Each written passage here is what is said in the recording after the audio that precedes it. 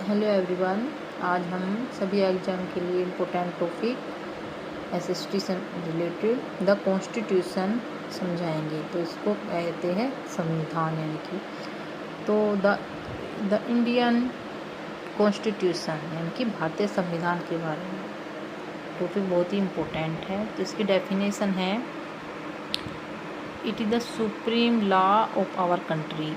ये हमारे जो देश के है सुप्रीम लॉ मतलब नियम है हमारे देश के। It protects the right of every citizen. ये हर जो नागरिक होते हैं उनके अधिकारों को रक्षा करते हैं।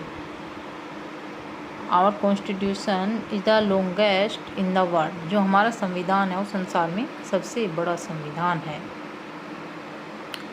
Features of the Indian constitution, जो भारतीय संविधान की है उनकी विशेषता क्या क्या है। तो इनकी विशेषता है प्रीएम्बल यानी कि प्रस्तावना। इसके अंतर्गत है the Saul and introduction of the constitution यानी कि संविधान की आत्मा और उसकी प्रस्तावना।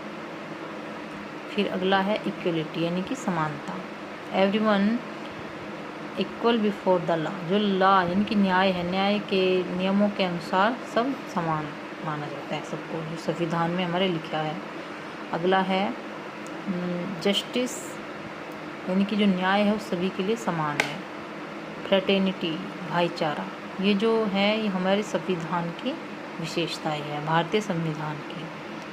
तो preamble is the identity card of the constitution. जो प्रस्तावना है वो हमारे संविधान की इंडेंट यानी कि पहचान है, इंडेंटी कार्ड है। Doctor Bhimrao Ambedkar is the father of Indian constitution. जो भारतीय संविधान है उसके पिता कौन माना जाता है? भीमराव अंबेडकर।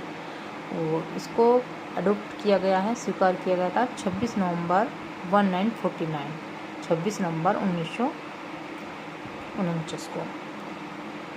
तो कैम टू फोर्स जो लागू हुआ था ये भारतीय संविधान वो हुआ था 26 जनवरी 1950 यानी कि 1950 में। रिपब्लिक डे कहते हैं जिसको हम गणतंत्र दिवस।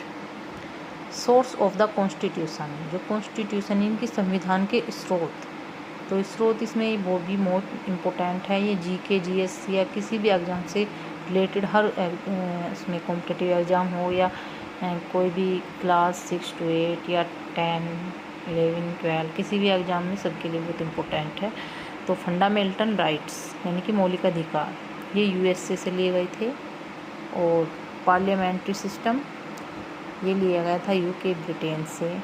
डायरेक्टिव प्रिंसिपल्स नीति निर्देशक तत्व